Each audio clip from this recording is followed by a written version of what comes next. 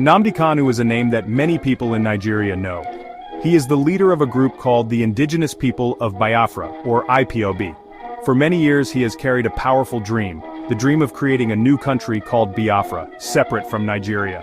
This idea is not new, it comes from a painful time in Nigeria's history. A civil war that happened long ago, from 1967 to 1970. During that war, the southeastern part of Nigeria, home mostly to the Igbo people, tried to break away and form its own nation, Biafra. The war ended with Biafra rejoining Nigeria, but the dream of an independent nation never completely disappeared for some people. Kanu brought this old dream back to life with a loud and clear voice. He used radio stations and online broadcasts to speak to millions of followers, both in Nigeria and around the world. He told them stories of their heritage and argued that the Igbo people were not being treated fairly within Nigeria. Kanu painted a picture of a future where Biafra would be a prosperous and safe homeland, free from the problems he saw in the larger country. His message resonated deeply with many young people in the southeast who felt left out and unheard. They saw him as a brave leader fighting for their rights and their future, a voice for a generation searching for hope and a new identity. His words gave them a cause to believe in and a community to belong to. This dream, however, has put Nnamdi Kanu on a collision course with the Nigerian government. To the government, Nigeria is one single, indivisible country. The idea of any part of it breaking away is seen as a direct threat to the nation's unity and stability. They view Kanu not as a freedom fighter, but as a man who is trying to tear the country apart. His powerful words, which inspire his followers, are seen by the authorities as dangerous and inflammatory. The government believes that his calls for a separate state are not just political speech, but a serious challenge to the authority and existence of the Nigerian state itself, something they are sworn to protect at all costs. For young people trying to understand this complex situation, it is like a story with two very different sides. On one side, you have a leader and his followers who feel they need their own country to be safe and successful. They believe they are fighting for self-determination, which is the right of a people to choose their own government. On the other side, you have the Nigerian government, which believes that keeping the country together is the most important thing. They see Kanu's movement as an illegal rebellion that could lead to chaos and violence, and they are determined to stop it. This clash of beliefs is at the very heart of the long and difficult court case that has captured the nation's attention. The Nigerian government has brought very serious charges against Nnamdi Kanu. He is not on trial for simply wanting a new country. He is accused of terrorism, murder, and inciting violence. The government claims that Kanu used his broadcasts to do more than just share his dream of Biafra. They allege that he actively encouraged his followers to attack Nigerian security forces, like the police and the army. According to the prosecution, his words were not just speeches, but direct orders that led to real-world violence and loss of life. These are some of the most severe accusations a person can face, and the government is using them to argue that Kanu's actions crossed the line from political activism into criminal activity. A key part of the government's case is the proscription of IPOB. In September 2017, the Nigerian government officially declared IPOB a terrorist organization. This was a major step. By law, this means that belonging to or supporting IPOB is now considered an act of terrorism in Nigeria. The government presented the official document that announced this decision, called a Gazette, as evidence in court. This document, now Exhibit PWJ in the trial, forms the legal foundation for many of the charges. It allows the prosecution to frame all of Kanu's activities as the leader of IPOB as acts of terrorism, making it much harder for him to argue that he is just a political leader exercising his right to free speech. The prosecutors, led by a senior lawyer named Adegboyega Awomolo, have built their case on what they call a mountain of evidence. One of the first pieces of evidence they showed the court was a formal complaint or petition written by the former Attorney General of Nigeria, Abubakar Malami, in June 2021. This petition officially accused Kanu of using his broadcast to stir up hatred and encourage attacks against the state. It was this document that set the stage for his arrest and trial. The government is essentially saying that the country's top lawyer at the time saw enough evidence of danger in Kanu's words to demand his prosecution for serious crimes against the nation. Another piece of evidence is a written statement from Kanu himself, taken shortly after he was brought back to Nigeria in 2021. In the document, Kanu reportedly refused to give a new statement to the Department of State Services, Nigeria's secret police. The government is also using a CD recording of his interrogation from that same day.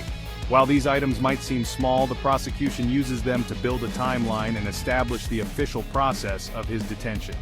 They are part of a larger strategy to show the court that every step of Kanu's arrest and questioning was done according to procedure, creating a complete picture of a man being lawfully prosecuted for his alleged crimes.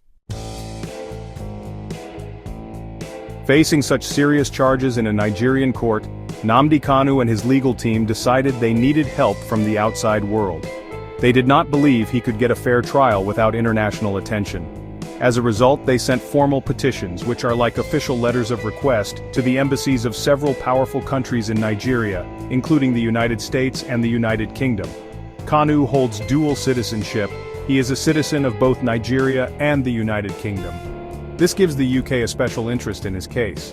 His lawyers asked these foreign embassies to send representatives to watch the court proceedings and monitor his treatment while in custody. The main reason for this international plea was Kanu's deep-seated fear that the trial was already biased against him. His supporters argue that his rights have been violated from the very beginning. They point to the way he was brought back to Nigeria in June 2021, which they describe as an illegal abduction, not a lawful arrest. They also claim that he has been denied proper access to his lawyers and medical care while being held by the DSS. By inviting foreign observers, Kanu's team hopes to shine a bright international spotlight on the courtroom, believing that the presence of diplomats might pressure the judicial system to be more transparent and just. This strategy is also about changing the story being told about him. The Nigerian government portrays him as a terrorist leader, but Kanu wants the world to see him as a political prisoner.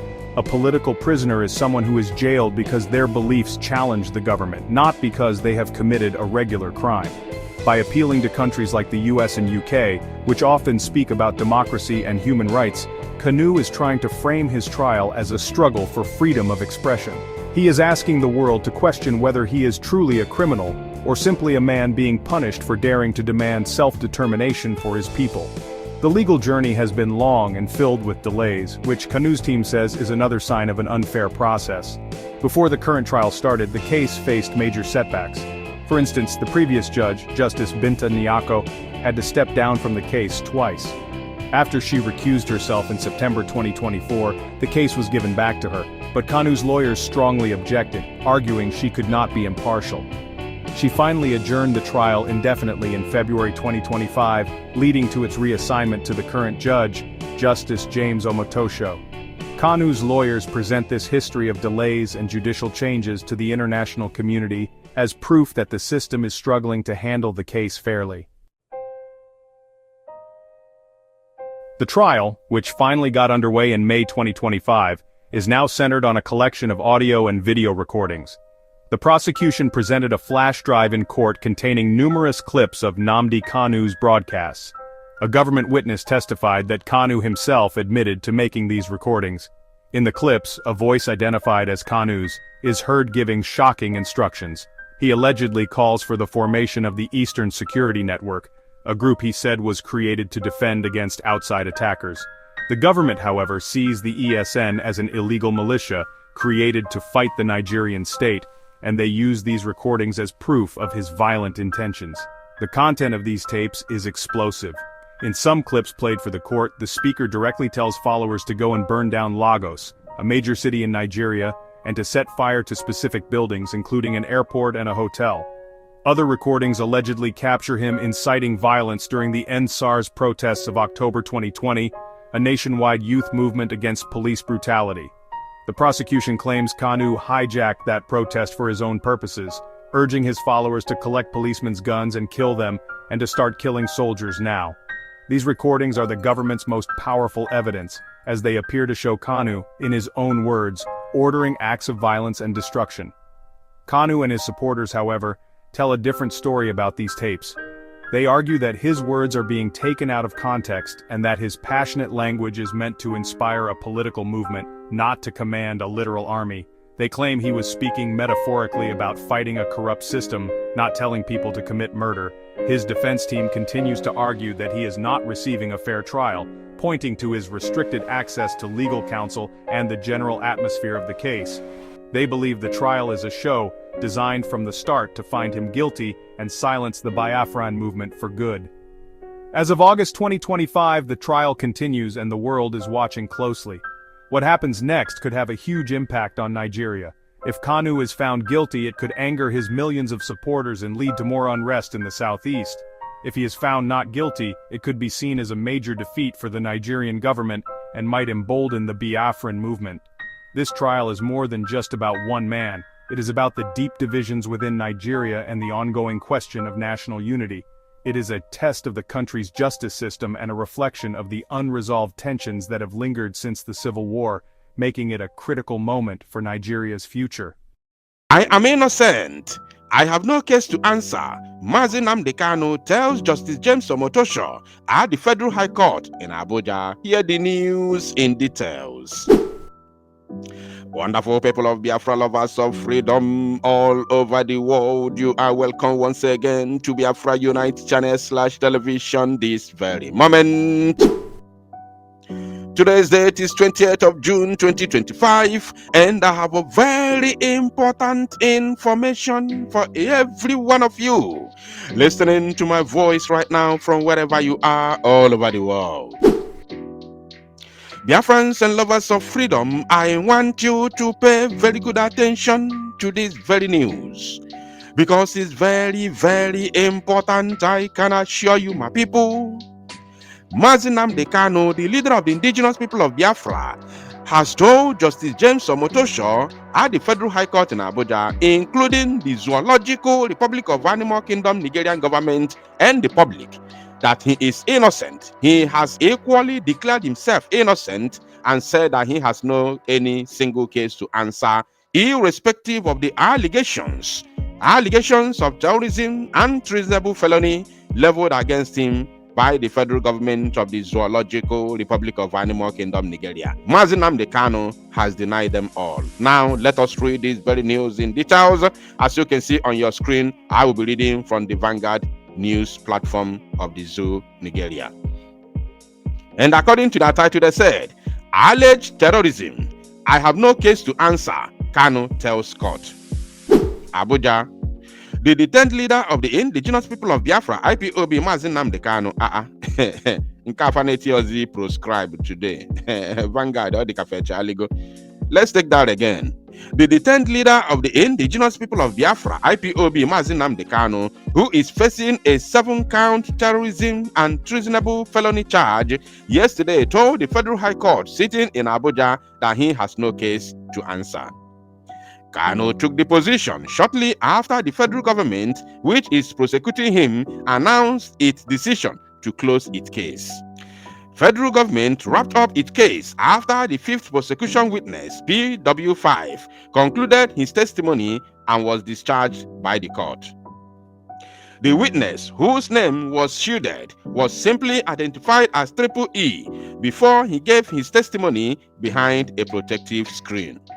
Upon the conclusion of his cross-examination by a member of Kanu's legal team, Dr. Onyechi Ikpeazu-San, Federal Government Counsel Chief Agboyega Awomolo-San informed the court that he would no longer produce any witness to testify in the matter.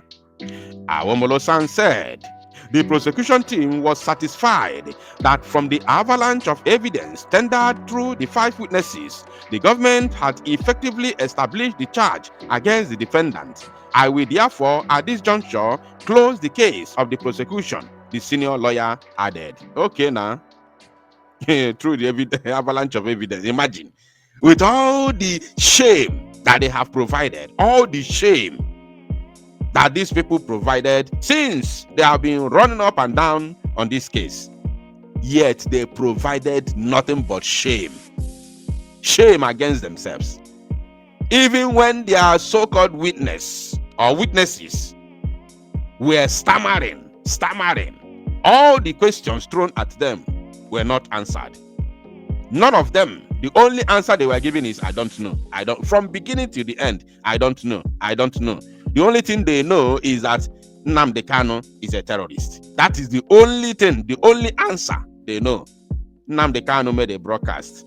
He incited people. That is the only thing they know. He's a terrorist. That's all. No evidence whatsoever. They even went ahead to bring evidence from Vanguard publication, that one Onyami said Nnamdi Kanu asked him to go and unalive 2,000 people, and he managed to unalive 30. That is the evidence from Vanguard, Zoo Media. Mad people everywhere. Very, very useless and shameless in idiots.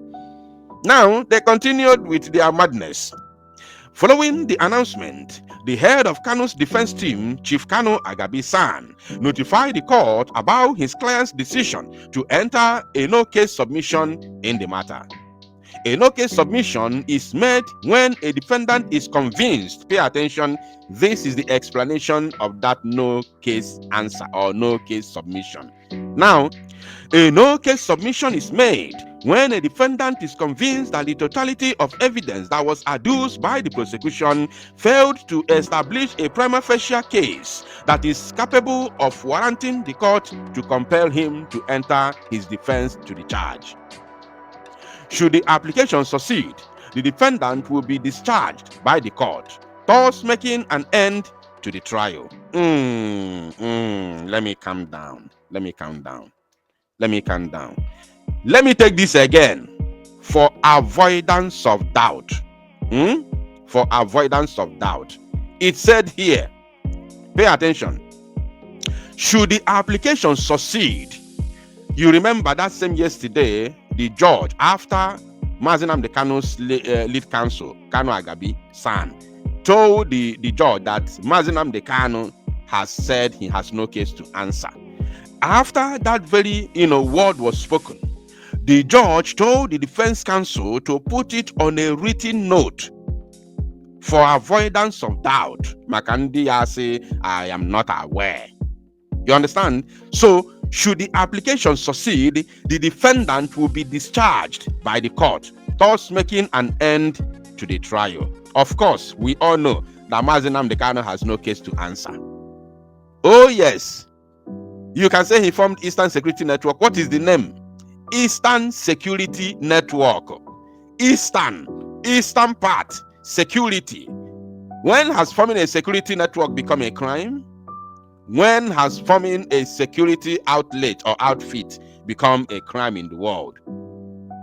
Or would the judge, if judge does not end the case, or if the application does not succeed, would Justice James Omotosho, with all due respect, prefer what is happening in Benue State, in some part of Kogi, in Kwara State, in Yobe State, in Zamfara State, in Kaduna State, in Borno State, in Katsina State, and other parts of the northern Nigeria happen here in the east? I'm asking, would James Omotosho, the judge, Justice James Omotosho, would he prefer that what is going on in Benue State today, at least over 200 people were massacred by the Fulani herdsmen terrorists, the fourth deadliest terror group in the world? Would James Omotosho prefer such inhumanity to take place in the eastern part of Nigeria for now? So, of course, nobody's talking about Nnamdi Kanu talking about Biafra or saying Biafra must, leave Nigeria, because that has never been a crime in the world. It's his own opinion. That is his own opinion. So if he has a lot of followers and supporters, then let the Nigerian government give him referendum. It is the normal way. You can't force me to be with you. It is within his inalienable right to protect his own people if they give him the mandate. And they gave him the mandate. That's why when he made the call, the youths came out en masse to form the ESN. So it is within his inalienable right to protect himself. Are you paying attention? So you cannot say, you don't have right. No, we cannot fold our arms and see Fulani massacring our people and taking over our land, just as is happening in Benue State. Benue is just our neighbor. Even it's happening here already. In Enugu State, you can see what is happening in Ehamufu. So you can't stop us. You can't stop us from defending ourselves and our land. Oh yes. So I'm sure that Justice James Omotosho will do the needful. He has to do the needful. Oh yes, he has to do it. Because Mazi Nnamdi Kanu has no case to answer. In reality, he has no single case to answer. That is the truth. Now, given Kanu's decision, Trial Justice James Omotosho gave his legal team and federal government 14 days each to file written addresses and 2 days to file their reply on points of view. The case was subsequently adjourned till July 18 for adoption of the no-case submission. Earlier in the proceeding, federal government through the PW5 tendered in evidence a report it said linked the embattled IPOB leader to the unaliving of 186 police officers as well as the destruction of 164 police stations during the NSAS protest that took place in 2020. You see, this is to show that they have no evidence against Mazi Nnamdi Kanu. NSAS protest, that the entire zoo youth, participated. The youths of the Zoological Republic of Animal Kingdom participated on that very NSAS protest, including the Northerners. I could remember during that NSAS protest, they chased Buhari. Even in Katsina, in Sokoto, they chased Buhari. They were even throwing stones to his helicopter in Kanu. I think that happened in Kanu State. Oh yes, they chased him. Is that Mazi Nnamdi Kanu's doing? The answer is no. So NSAS protest was a national, tragedy. A national tragedy. And what made it national tragedy?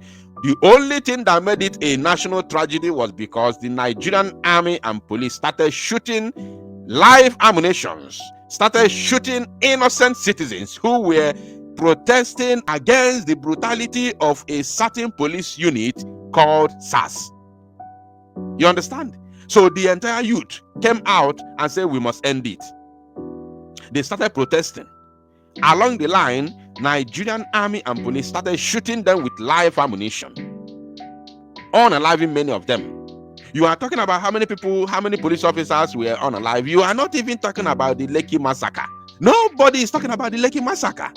Can you imagine that the innocent citizens of Nigeria carrying placards and Nigerian flag, singing Nigerian national anthem, and Nigerian soldiers have the liver, have the guts, have the balls to open fire on an innocent protesters that gathered en masse at Lekki Toll Gate, Lagos State. Nigerian military, Nigerian soldiers have the morale to open fire on an innocent citizens who were carrying Nigerian flag, singing Nigerian national anthem, protesting against the SAS brutality. They opened fire on them, killing hundreds of them, if not thousands. Nobody is talking about it. None of those soldiers have been arrested till today. They are unknown soldiers. None of the policemen have been arrested till today. They are unknown police officers. And here you are, tagging the case on Mazi Nnamdi Kanu. Is that not a foolishness? Is that not a stupidity? Is that not a stupid movement? Unbelievable. No wonder Mazi Nnamdi Kanu has told them that he has no case to answer. Now they continued. The witness, who is an operative of the Department of State Services, DSS, told the court that he was part of a team that was deployed to gather intelligence and compile reports on the impact of violence that trailed the protest. He told the court that he got to know Kanu through the media, though they never met in person. He told the court that his mandate was to record all the destructions of public properties and deaths of security operatives that occurred as a result of Kanu's radio broadcast. You see? You see now? He said that his mandate was to record all the destructions of public properties and deaths of security operatives. Oh, death of security operatives. So who has the mandate to record the death of innocent citizens of Nigeria that were massacred by the so-called security operatives? who has the mandate to record it, because this mandate, as the mandate of recording the destruction of public properties and the death of security operatives was given to a security operative, a DSS officer, that means another security officer, a DSS officer, should equally be given mandate to record the death of innocent citizens of Nigeria that were massacred by the same security operatives that are supposed to protect them during the protest. So we want to see who has the mandate to record the massacre of innocent citizens. Oh yes, we need it, because you cannot sideline that. They were human beings. They were human beings, and they were citizens of Nigeria. So you cannot, sweep it under the carpet, and here you are talking about security operatives. Who even massacre security operatives? Who can massacre security operatives? Who? When they have the arms, they have ammunition. Mad people everywhere. Among the items he tendered, which were admitted in evidence by the court, included a damage assessment report, death certificate of some security officers, as well as a certificate of compliance. Kanu's lawyer challenged the admissibility of the exhibit, saying he would adduce his reaction in the defendant's final written address. It will be recalled that Kanu was arrested on October 14, 2015. That was arrest. Yes, I know. Upon his return to the country from the United Kingdom, that was arrest. Now let us see if they talk about his kidnap as well. Following his arraignment in court on April 25, 2017, granted him bail on health grounds after he had spent about 18 months in detention. Upon the perfection of the bail conditions, he was on April 28, 2017 released from the Kuje prison. However, midway into the trial, the IPOB leader escaped from the country after soldiers invaded his country home at Afaruku Ibeku in Umuahia, Abia State, an operation that led to the death of some of his followers. Oh, Vanguard. Okay. No matter the hatred you have on the Igbo people, no matter how you hate Nnamdi Kanu, it is good to speak the truth, no matter how bitter that truth could be. It is true to say it. So Vanguard, you have stated it. It is very clear. Since they know how to bring Vanguard publication as an evidence against Nnamdi Kanu, where they say one Ozoma said that Nnamdi Kanu told him to unalive 2,000 people, and he managed to unalive 30 people. They brought it as an evidence. They should also take this one. I'm telling the prosecution, because we know the truth already. Nnamdi Kanu knows the truth. The defense counsel knows the truth. The judge knows the truth. So the prosecution counsel, the prosecution team that knows how to bring Vanguard publication as an evidence, should also take this one. That Vanguard has published that many of his followers were massacred. And Vanguard also said his country home in Afaruku Ibeku was, invaded by the soldiers. So they must understand this. This is the truth now. We are talking the truth. Now, Kanu was later rearrested. No, not rearrested. Kidnapped. That was never arrest. There was no any evidence of arrest, because he did not undergo any extradition, hearing or proceedings in Kenya. There was nothing like that. So it was a pure kidnap. In Kenya, on June 19, 2021, an extraordinarily rendition back to the country by security agents on June 27, 2021. Oh, extraordinarily renditioned. It's no longer extra. Eziokwu na ha pụta ife. This is the very first time Vanguard is using the right word, even though they said he rearrested, because they cannot say kidnapped, because it's a shame for a national newspaper to say that its own government, committed an act of kidnap. So it's a big shame. It's an embarrassment, right? So I understand, but at least they have said he was extraordinarily renditioned, which is an international crime. So Nigeria has to answer these things. You understand? So now, we also remember that yesterday, 19th of June, was complete 4 years. Nnamdi Kanu was kidnapped and beaten to stupor in Kenya, in Nairobi, Kenya. And we are waiting for 27th of this very month to celebrate. These days have become, I don't know, I'm going to look for a word to use, to qualify the significance of these very days in our lifetime. Owing to the development, the trial court on June 29, 2021 remanded him in custody of DSS, where he has remained to date, which is also another crime of his own. On April 8, 2022, the court struck out 8 out of 15 count charges that federal government preferred against him on the premise that they lack substance. Likewise, the Abuja Division of the Court of Appeal on October 13, 2022 ordered Kanu's immediate release from detention, even as it quashed the charge against him. Dissatisfied with the decision, federal government led by Fulani oligarchy, remember that, took the matter before the Supreme Court, even as it persuaded the appellate court to suspend the execution of the judgment pending the determination of its appeal. Meanwhile, deciding the appeal, the Supreme Court on December 15, 2023 vacated the judgment of the appellate court and gave federal government the nod to try the IPOB leader on the subsisting 7-count charge. You see, that is where the problem is today, because of injustice and the neglect or disobedience of court rules and orders. That's why the zoo is shaking and quaking today. So my people, Nnamdi Kanu has made it known to the judge and to the entire world that he is innocent and has no case to answer. So we are waiting on the 18th day of July, 18th day of July 2025, the day that we are going to see what Justice James Omotosho will do on this very matter. If Nnamdi Kanu will be released, discharged, and acquitted on that very day, we shall see. If Justice James Omotosho does anything contrary to that, then we begin to talk.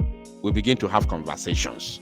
From then, should we begin to have conversations. But for now, let us see how it all going to happen. Thank you, my people. To salu numozia and make it go viral.